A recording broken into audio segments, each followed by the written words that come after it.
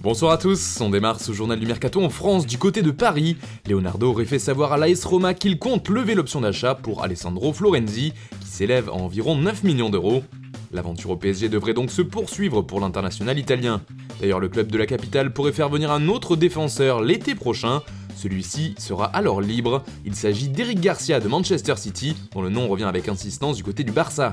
Le club catalan préfère finalement attendre le mercato estival pour le faire venir à moindre coût. Oui, mais voilà, d'autres équipes seraient tentées de faire de même, c'est notamment le cas du Paris Saint-Germain. Pourtant proche d'être conclu, le transfert d'Arkadiusz Milik à Marseille est toujours en attente.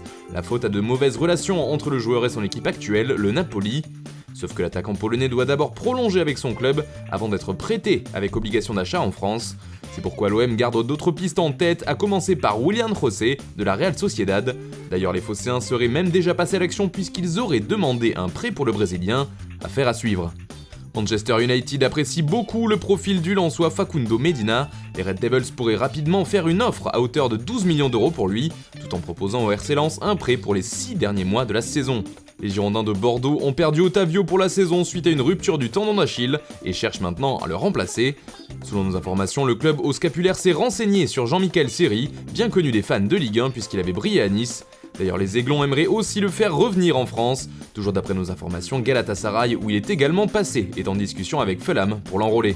Le RB Leipzig aimerait shipper un joueur de l'OGC Nice. En effet, le club du groupe Red Bull lorgnerait Kasper Dolberg. L'attaquant danois est vu comme un renfort possible du côté de Leipzig, qui ne devrait toutefois proposer qu'un prêt. Pas sûr que la proposition ne séduise vraiment le gym. En revanche, vu le standing du club allemand, cela pourrait être différent pour le joueur. Justement, on file de l'autre côté du Rhin car un autre club de Bundesliga s'active sur le marché des transferts. Le Bayern est sur tous les fronts en ce mercato hivernal. Le club bavarois va laisser filer David Alaba qui sera libre à la fin de saison. D'après la presse ibérique, il serait déjà tombé d'accord avec le Real Madrid sur un contrat de 4 ans et un salaire d'environ 11 millions d'euros, en plus d'une prime à la signature. Toutefois, l'information a depuis été démentie par le clan du joueur.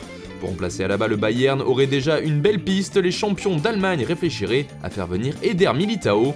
Aucune offre n'a été faite pour le moment au Real Madrid, mais le club de Munich aurait contacté l'entourage du défenseur, qui est également suivi de près par la Juventus et le Borussia Dortmund. Et c'est loin d'être le seul dossier ouvert en Bavière. En effet, les dirigeants du club apprécieraient beaucoup Florian Neuhaus du Borussia Mönchengladbach, mais il faudra sortir le carnet de chèques pour le faire venir puisque sa clause libératoire s'élève à 40 millions d'euros. Et si son prix venait à refroidir les ardeurs du Bayern, un autre joueur de la même équipe est également très apprécié par le champion d'Allemagne en titre. Il s'agit de Denis Zakaria, international suisse de 24 ans. Et puis Omar Richards, qui évolue avec Reading en Championship, ne devrait pas prolonger son bail et filer à l'anglaise. Il devrait bientôt signer un pré-contrat avec le Bayern qu'il rejoindra donc libre cet été. Le jeune attaquant Joshua Zirkzee, 19 ans, n'a que très peu de temps de jeu cette saison, c'est pourquoi il souhaiterait partir cet hiver. L'Eintracht Francfort aurait déjà commencé les discussions avec le clan du joueur pour réaliser un prêt de 6 mois. Le FC Cologne et le FC Bruges seraient également sur le coup. Marc Roca, lui non plus, n'a pas beaucoup de temps de jeu et le club de Valence lui ferait les yeux doux. Arrivé à la fin du dernier mercato, Roca n'aurait pas l'intention de revenir tout de suite en Espagne et souhaiterait s'imposer en Allemagne. Valence aimerait beaucoup son profil, mais il sera difficile de le convaincre de venir, d'après la presse ibérique. Le Bayern Munich aimerait prolonger le jeune Jamal Musiala, 17 ans, auteur d'une très belle première partie de saison avec l'équipe première comme la réserve. C'est pour cela que le champion d'Allemagne serait prêt à lui proposer une belle revalorisation salariale, alors que son contrat s'achève en juin 2022. En revanche, Corentin Tolisso ne devrait pas être prolongé quant à lui, et il pourrait même être vendu cet été pour éviter qu'il ne parte libre à l'été 2022. Et puis Martin Odegaard a demandé à partir du Real Madrid, mécontent de son temps de jeu en grande baisse ces dernières semaines. Zidane souhaiterait le conserver, mais il devrait tout de même être prêté jusqu'à la fin de saison d'après les médias espagnols. Le Sevilla FC se serait déjà positionné sur ce dossier.